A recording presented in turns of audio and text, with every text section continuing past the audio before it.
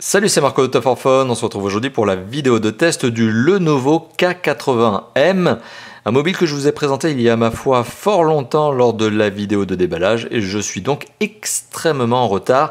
On est en septembre 2016 lorsque je fais cette vidéo. Pourquoi vous indiquer la date? Eh bien parce que ce téléphone a quand même connu une baisse de prix encore depuis la fameuse vidéo de déballage. Donc du coup, on est en face d'un mobile qui vaut moins de 180 € hors taxe sur le web par le biais de boutiques. Je le rappelle, bien évidemment, vous vous en doutez, d'importation. Donc il faut passer par des boutiques d'import. Et à ce titre-là, je tiens à remercier tout particulièrement Banggood.com qui nous a permis de tester ce téléphone et à qui il va quand même falloir que je me décide à rendre le téléphone. Donc Banggood.com, dont vous retrouverez le lien d'ailleurs, petite parenthèse, en description de la vidéo, mais aussi en annotation de cette vidéo, tout au long de cette vidéo. Donc n'hésitez pas à vous rendre sur la boutique si vous souhaitez acheter ce téléphone. Le Lenovo K80M, donc c'est un mobile de la marque Lenovo, ça vous l'avez compris, une marque donc chinoise qui prend du poids. Alors elle a pris du poids il y a déjà quelques années lorsqu'elle a racheté la division IBM Hardware, donc la division PC, notamment avec la division ThinkPad, qui sont les ordinateurs portables d'IBM. Elle a aussi pris en fait en volume avec le rachat de Motorola, et Motorola qui est une marque que vous le savez, que vous savez peut-être, qui est en train de disparaître tout simplement au profit donc de Lenovo. Alors ici on est sur un mobile qui est par contre, je le rappelle, complètement destiné au marché chinois, ce qui suppose que sur certaines spécifications, il faut faire quelques petites concessions. C'est notamment le cas pour la 4G. Mais ça on va y revenir tout au long de ce test. Voilà, donc je vous ai présenté globalement qui était Lenovo. Bon, ça je crois que vous la connaissez cette marque. Quelle était l'origine de ce téléphone? Et c'est un téléphone entrée de gamme qui est pas mal spéqué du tout, vous allez comprendre ça aussi tout au long de cette vidéo. Alors la première partie de cette vidéo, c'est l'esthétique. Alors faisons le tour du propriétaire. Alors ce téléphone, déjà, il faut le savoir, il est décliné en 3 versions couleurs. Ici, on a la version noire qui, à la caméra, peut passer pour une sorte de gris anthracite, mais c'est bien du noir. On retrouve également une version blanche et une version rouge, bon, qui sont peut-être un peu plus funky, à vous de voir. Personnellement, la version noire, elle est pas mal, je la trouve assez sympa. Alors, le design est relativement sobre tout de même, ça ressemble à un rectangle avec quelques petits arrondis, histoire de donner un petit peu de jeunes au design du téléphone, mais ça reste relativement sommaire en termes de look. C'est carré, rectangulaire, quelques arrondis, voilà, ça rigole pas. Ici, on n'est pas sur l'excentricité au niveau du design. Alors, sur le haut du mobile, ici, on retrouve le marquage de Lenovo, l'écouteur, on retrouve également une caméra frontale, du capteur de luminosité et de proximité et une LED de notification, voilà. En dessous du mobile, on retrouve ici 3 touches sensitives qui ne sont donc pas tactiles, donc pas intégrées à l'écran, mais qui sont bien sensitives. Elles ne sont pas rétroéclairées de mémoire, si je suis en train de vous dire une bêtise. Si, elles sont bien rétroéclairées, comme quoi j'ai failli faire un fail. En dessous, on retrouve ici une entrée micro, l'entrée micro primaire, qui est, à mon avis, bien placée, puisqu'elle se trouve vraiment dans le bas du téléphone, pile au niveau de votre bouche. Sur le côté gauche du mobile, on retrouve 2 boutons physiques. Il y a le bouton de contrôle de volume plus-moins et le bouton on-off. Les 2 boutons sont parfaitement placés. D'ailleurs, l'agencement, le niveau de finition du téléphone est globalement très bon. Il n'y a pas de jeu dans les éléments, c'est très bien. Autre détail, les 2 boutons sont légèrement texturés. Ça ressemble à du métal, je pense que c'est du métal d'ailleurs, type peut-être aluminium. Et ils sont légèrement texturés, ça s'entend d'ailleurs quand on fait comme ça. Vous avez cet effet un petit peu vinyle, c'est assez sympa. Donc c'est assez sympa et ça permet notamment au bouton de ne pas être glissant. Autre parenthèse, vous aurez remarqué que les boutons sont placés sur le côté gauche du mobile et non pas sur le côté droit comme c'est habituellement le cas. Ce qui fait que pour une fois, je trouve que c'est un mobile qui convient parfaitement au gaucher parce que ça tombe pile poil sous le pouce. Bon, ça c'est mon petit côté aussi, vous le savez peut-être, je suis gaucher, mais maintenant en tout cas vous le savez. Et je trouve qu'ils sont bien placés du coup pour les gauchers. Bon, et pour les droitiers, c'est pas plus gênant que ça, parce que ça tombe sous l'index. Mais voilà, je trouve ça assez intéressant. C'est la première fois que je trouve, enfin la première fois peut-être pas, mais c'est assez original justement de retrouver les boutons physiques sur le côté gauche. Au-dessus du mobile, on retrouve le jack 3.5, très bonne découpe, rien à redire. On retrouve sur le côté droit strictement rien, si ce n'est le slot ici, qui permet de glisser la carte SIM, ce qui est assez logique. On retrouve en dessous du mobile le connecteur micro USB type B, assez classique lui aussi. À l'arrière du téléphone, on retrouve une entrée micro secondaire destinée à réduire le bruit ambiant lorsque vous êtes en conversation ou lorsque vous faites un film par exemple, une vidéo. Vous avez donc le capteur photo dorsal sur lequel je reviendrai lorsque je parlerai de la qualité photo, qui forme une très légère excroissance, vous le voyez à l'arrière du mobile. Et on retrouve ici un double flash LED dual tone, le marquage Lenovo, la grille du haut-parleur, un marquage Intel très discret, un marquage NFC tout aussi discret. La grille du haut-parleur, on remarquera qu'il y a 2 petits picots de part et d'autre pour essayer de décoller le téléphone d'une table, pour essayer que le son ne soit pas trop étouffé. Vous le savez, dans la réalité, ça ne marche jamais ce genre d'astuce. Notez que ce téléphone, même si son dos est en plastique, c'est d'ailleurs un plastique très doux au toucher, très agréable. La prise en main est vraiment très agréable. Alors, elle n'est pas forcément bonne dans le sens où le téléphone a quand même des dimensions qui sont généreuses, et je vais vous les donner, mais on est sur un téléphone qui, en raison de son revêtement arrière, donc soft skin, très doux au toucher, notamment au niveau des boutons avec ce petit effet texturé qui permet de ne pas les faire glisser et de bien les avoir sous le pouce ou sous l'index, eh bien, on est sur quelque chose qui est agréable à prendre en main. Le téléphone est agréable. Vraiment, il est agréable, c'est très doux, c'est sympa, c'est une bonne note. Par contre, comme je vous le disais, au niveau des dimensions, on est quand même sur un téléphone qui est relativement grand, hein, puisqu'il a un écran ici, qui est un écran de 5,5 pouces, ce qui est supérieur à cette moyenne, à ce grand classique de 5 pouces que l'on a désormais. Alors, en termes de dimension, on est sur un téléphone qui fait 15,0 cm de long, donc 15 cm de long, qui fait 7,7 cm de large et qui fait 0,8 cm de large, d'épaisseur, pardon, donc 8 mm d'épaisseur.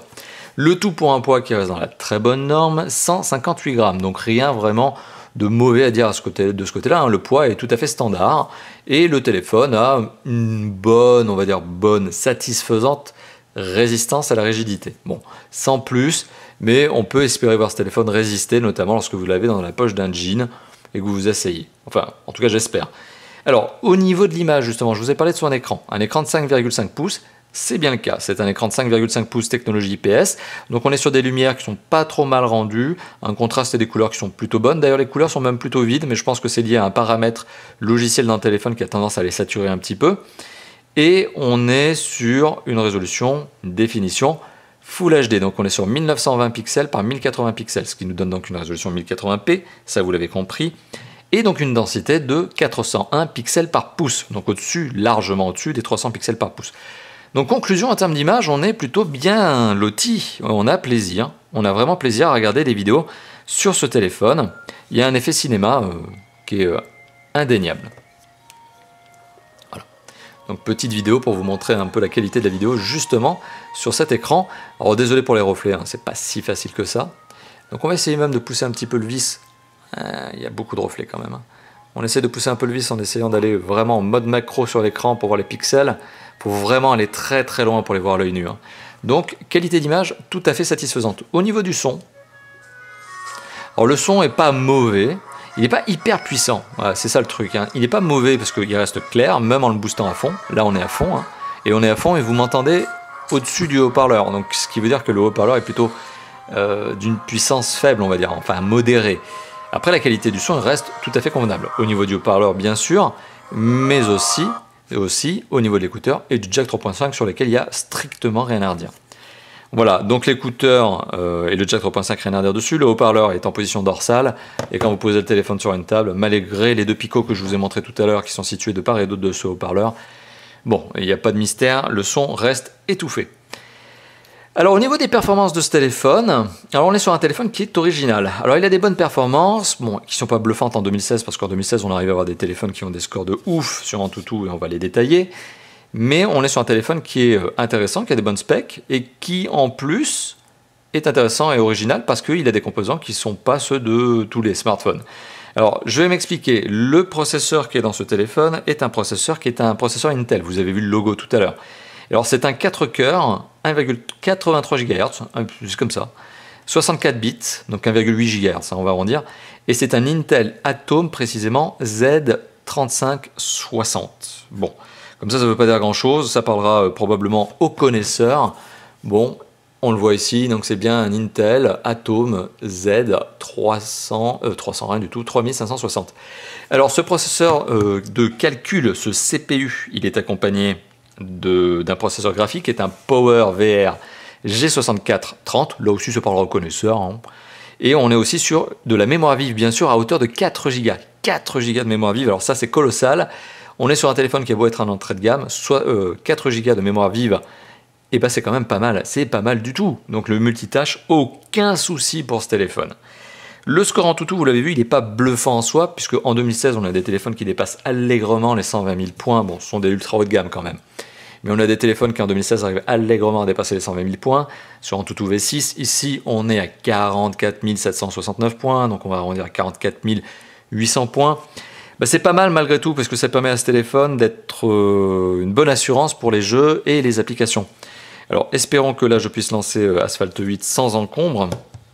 Tout ça pour vous montrer un petit peu la qualité graphique, notamment de ce téléphone en gros jeu 3D. Alors oui, je sais, il y a plus gros qu'Asphalt 8, mais voilà. Vérification des fichiers. Alors ça, vous le savez, eh ben, ça sent la petite coupure. Donc on se retrouve d'ici quelques tout petits instants pour la suite de la vidéo. A tout de suite. On se retrouve donc pour la suite de la vidéo.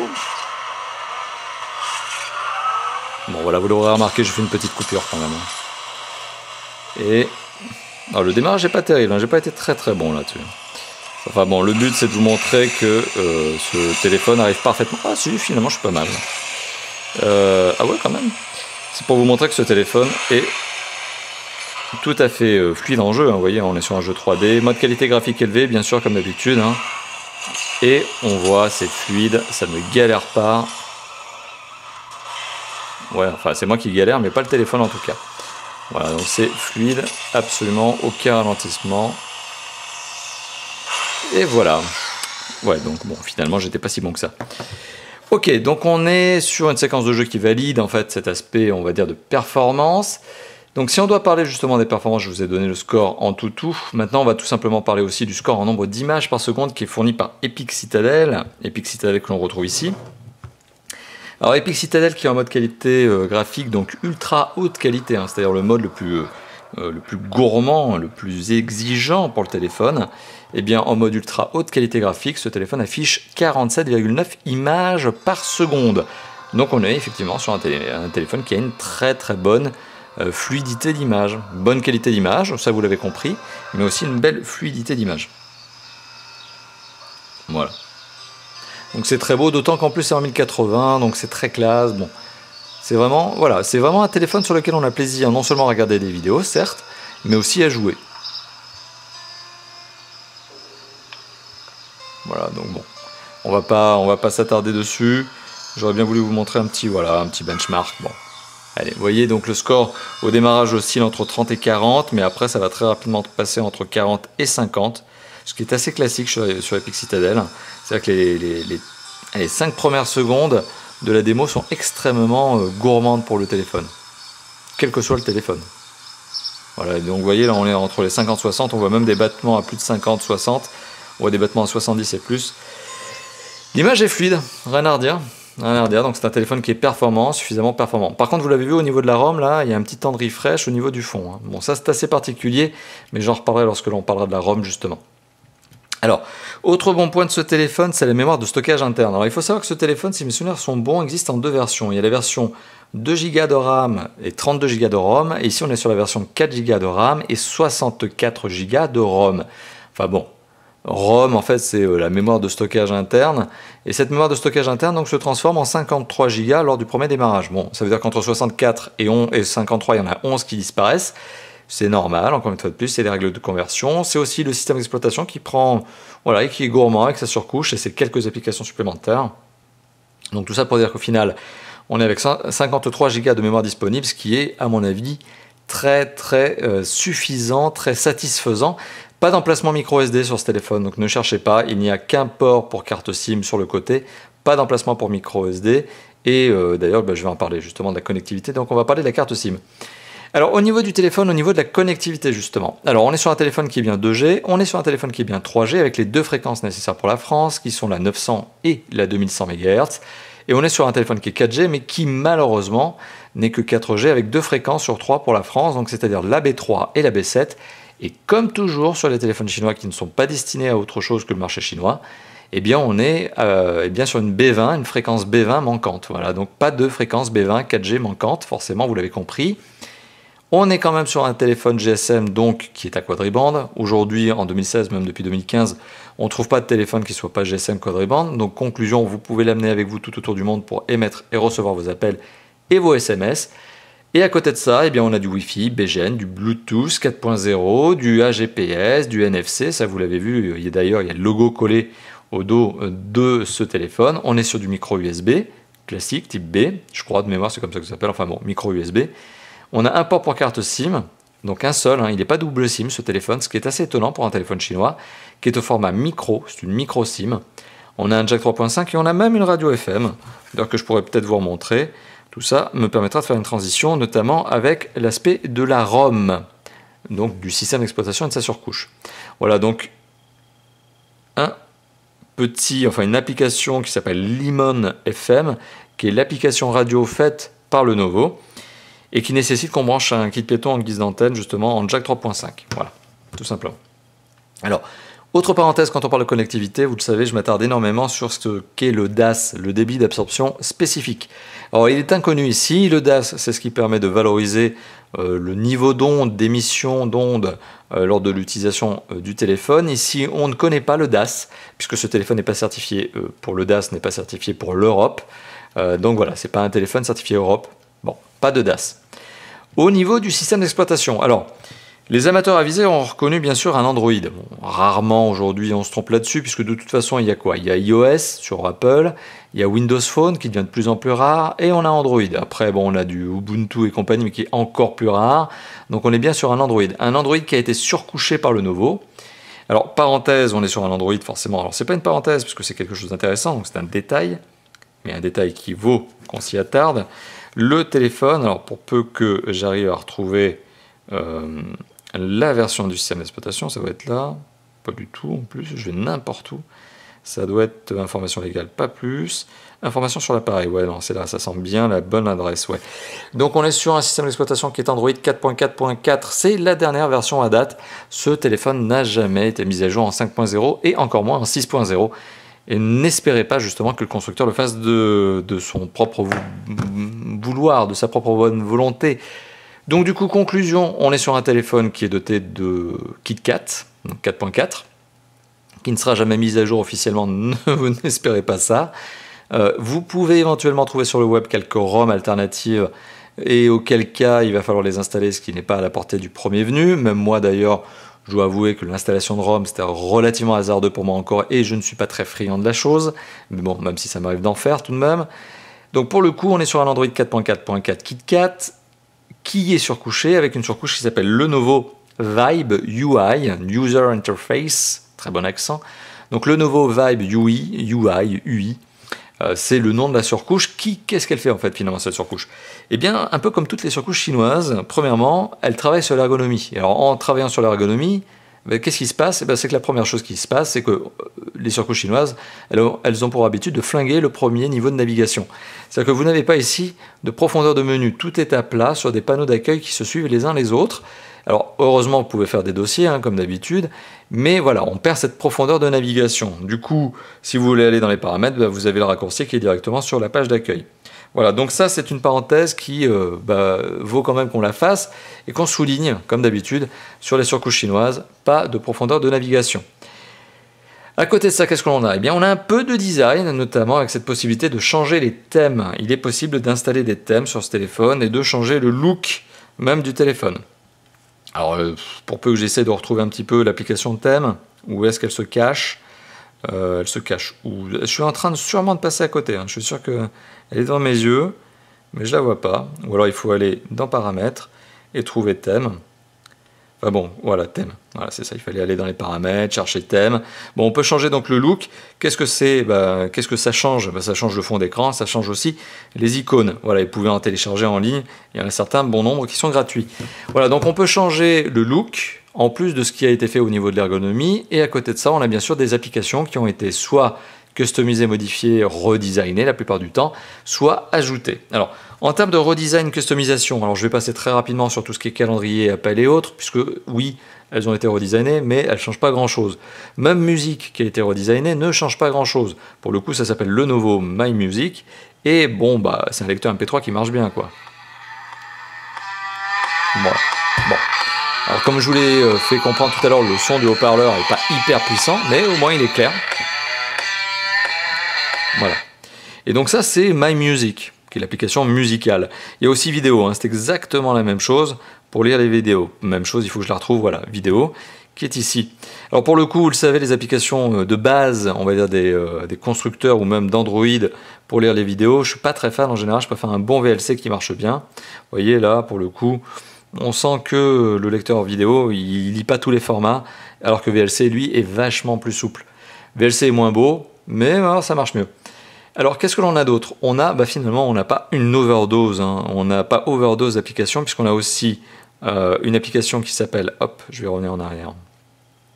On la voit ici qui s'appelle Security, faussement appelée Security puisque finalement quand on est dedans on n'a pas que des trucs destinés à la sécurité, on a un videur de RAM, on va dire, un nettoyeur de RAM qui permet donc de vider, vous l'avez compris, la RAM, un anti-spam qui est en fait quelque chose destiné à bloquer les appels et les SMS de personnes indésirables, on a un antivirus, alors maintenant c'est à vous de me dire si vous trouvez que c'est vraiment utile un antivirus sur Android, mais soit, il y en a un, Privacy Guard, qui vous permet de gérer un petit peu le comportement du téléphone et les autorisations, ce qui est pas mal en soi, ça c'est pas mal.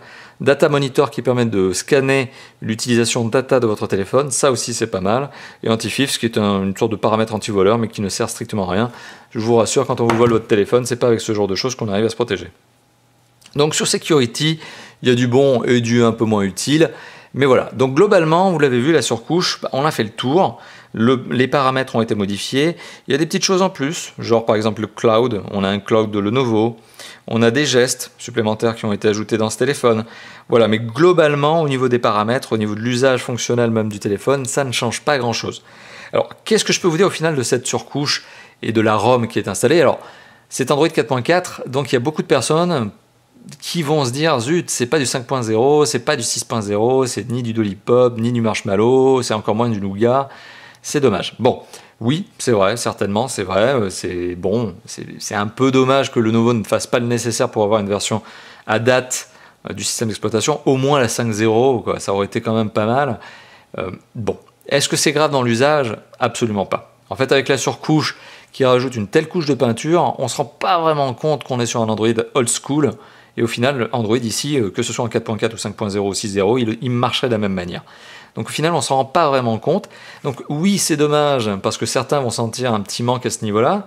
Mais est-ce que dans la réalité, ça gêne, ça pénalise au niveau de l'usage? Absolument pas du tout.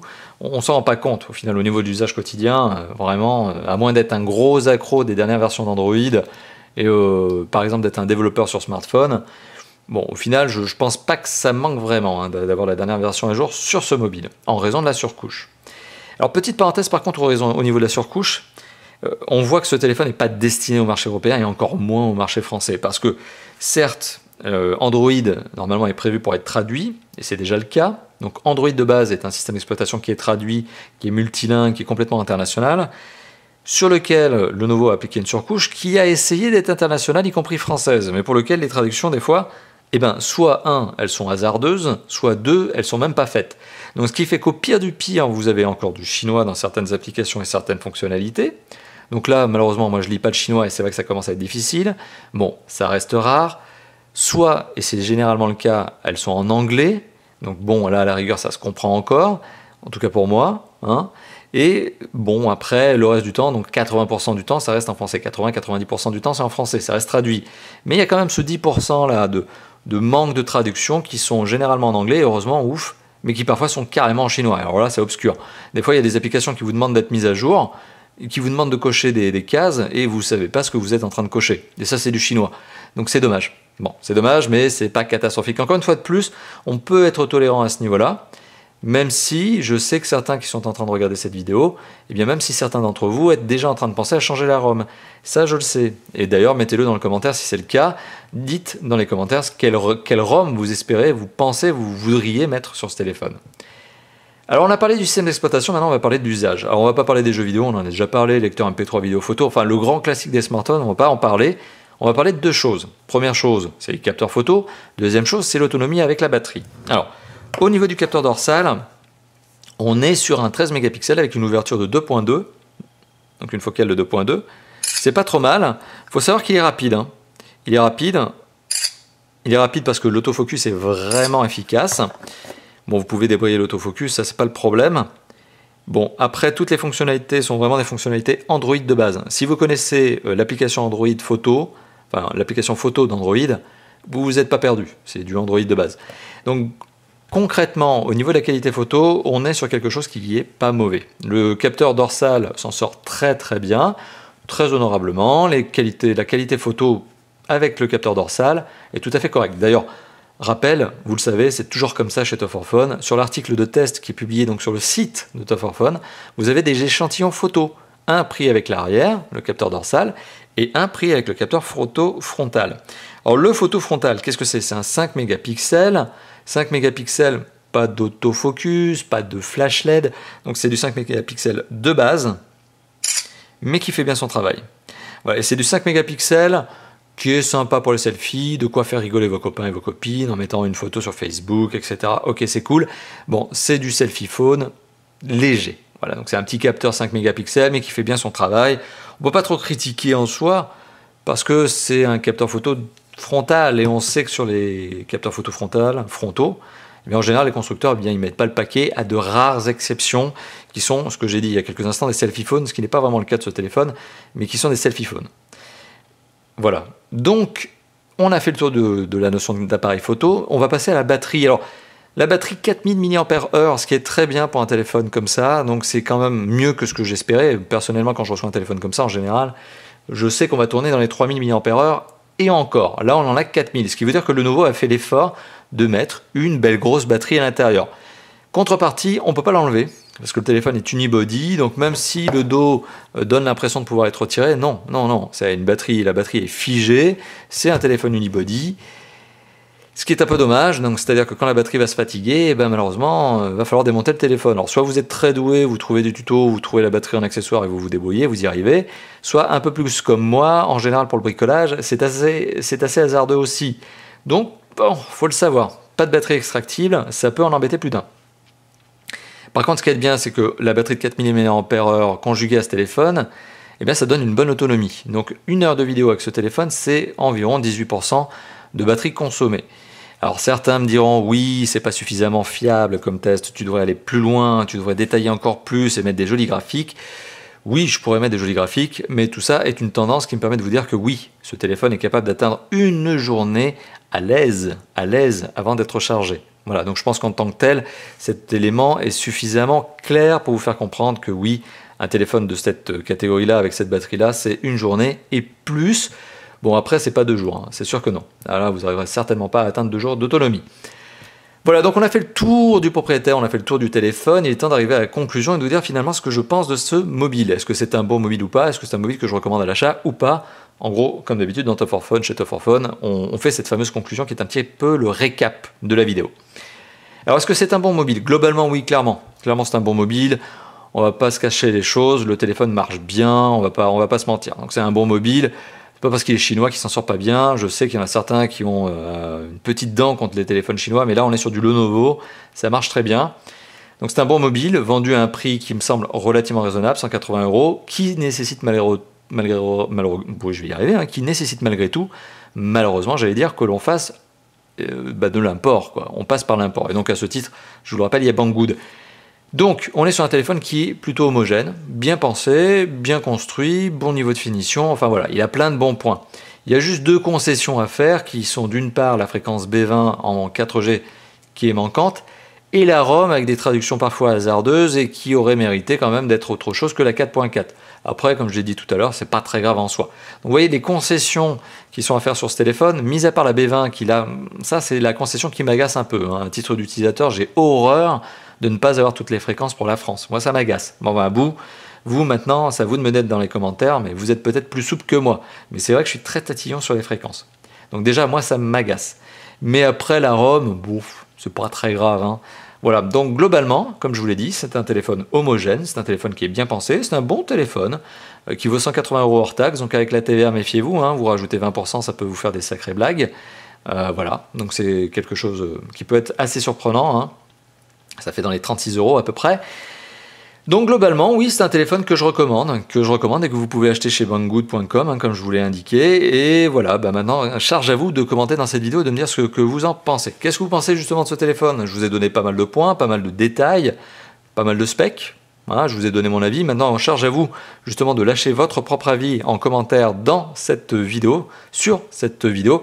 Et si cette vidéo vous a plu, bien sûr, n'hésitez pas à lâcher le petit pouce bleu qui fait bien plaisir. Enfin, autre petite chose, vous pouvez aussi vous abonner à notre chaîne YouTube, nous retrouver sur le site, sur le forum, Facebook, Twitter, etc. Enfin bon, voilà, il y a plein d'endroits où nous retrouver, mais likez, partagez et abonnez-vous, ça nous fera déjà plaisir. Voilà, merci d'avoir vu cette vidéo, je me répète, et je vous dis à très bientôt pour d'autres tests, d'autres déballages, d'autres présentations, d'autres vidéos, quoi, comme d'habitude. Allez, à bientôt. Ciao, ciao.